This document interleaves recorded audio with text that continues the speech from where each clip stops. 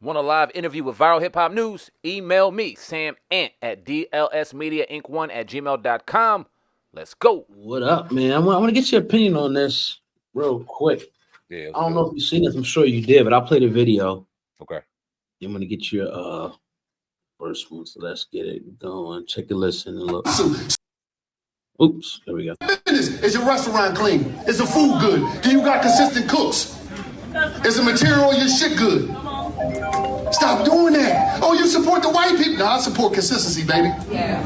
Fuck about what color you is. I'm gonna spend my money. That paper, I'm gonna spend them millions where the fuck I wanna spend it at.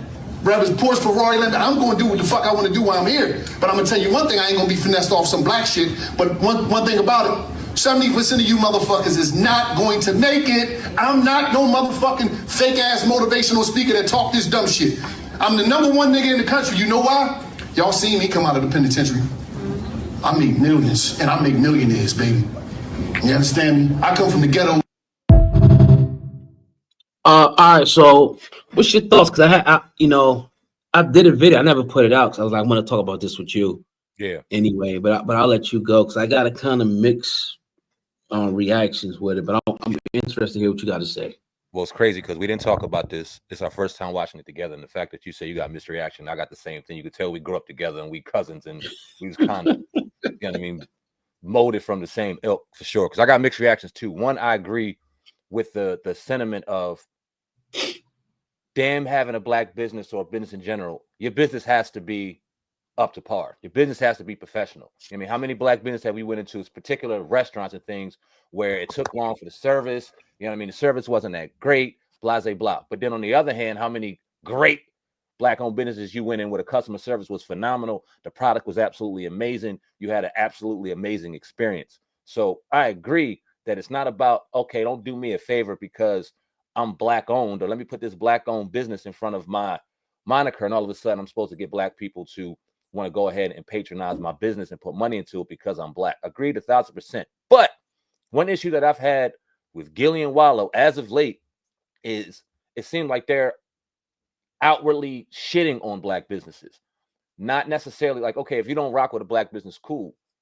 If they did you dirty, cool. But what I won't do is jump on my phone and annihilate these motherfuckers for 30 minutes and completely down their business because my service wasn't the best. You know what I'm saying? I'll choose not to patronize the company and do what I want to do with my money. But at the same time, I'm not going to get on social media where I have a huge platform and a huge influence and could potentially tear that business down or build it up and use my time to tear it down. So that's what my kind of mixed reaction comes from it. I agree with his original sentiment, but I see just too recently, I've seen them two in particular kind of shit on black businesses that they may not be happy with or things like that. And I'm going to agree with that.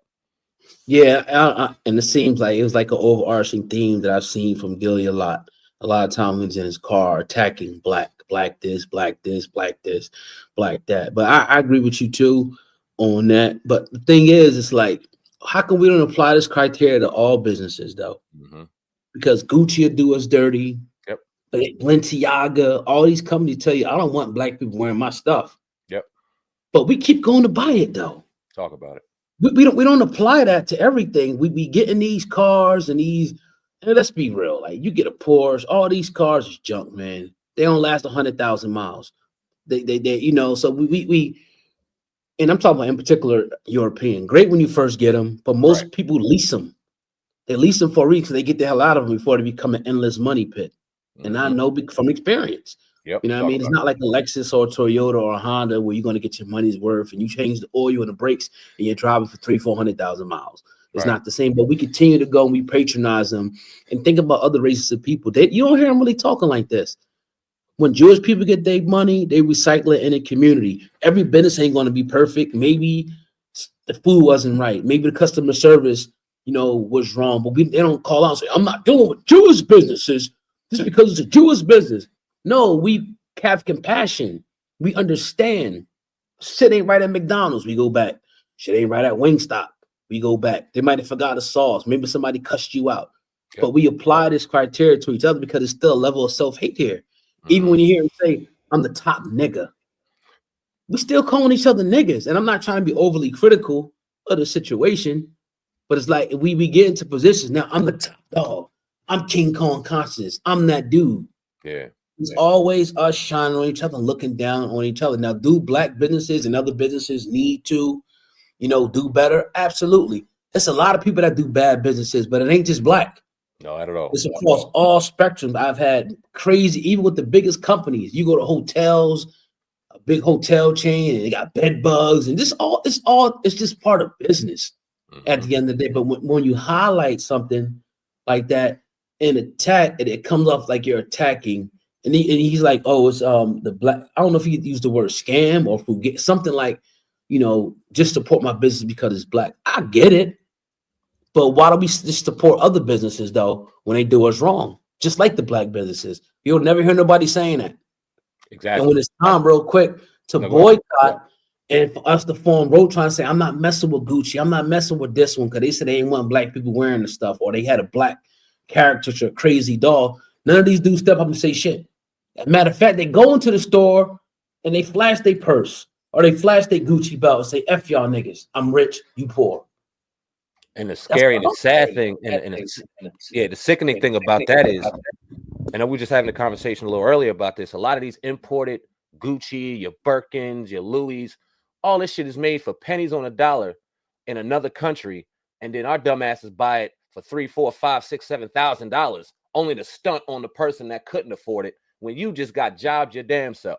But we don't talk about that. And like you said, prime example, that whole Gucci situation that happened, the whole blackface situation.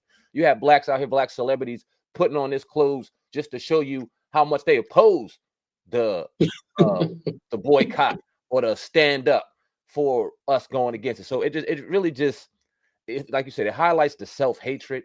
It highlights the fact that we really haven't gotten over a point of we can't look at each other and just have a level of respect.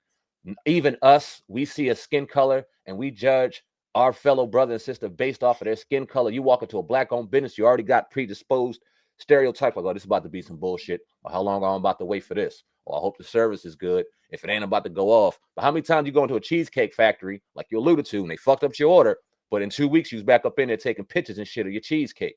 So it's just like, man, we got to do better. I salute Wallo. I salute his path. I salute everything that he's came from and he's endured and he's overcame. But it's still a level of, I'm going to stun on you and I'm going to show you how much better I am than you. And if you don't get your shit together and you ain't up to the level that I am, I'm going to make sure everybody knows it. And that's just like, come on, dog. What we doing? Yeah. And then like the whole, like how many times we saw people with big money.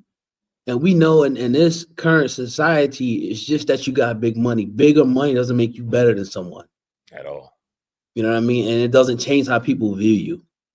The other, as we call the oppressing class. That doesn't change that. You know what I mean? So it's just, I understand it because we, at a certain point, when we get success and money, we all kind of start to get an air of, ego comes into a little bit like, I'm the number one joint out here, dog. Like, people coming to me, this, that, and the third. And it was, who was it? One of the actors, you probably seen this clip. He was saying it ain't really about even the hard work that you do. It's about somebody selecting you. I don't know if you've seen this clip, one of the actors, it was a dope clip. He was like, man, because you can work and be the best at something, but if somebody don't come in and select you and give you funding or give you an opportunity, you're just going to be pushed to the side. Even if you're the best.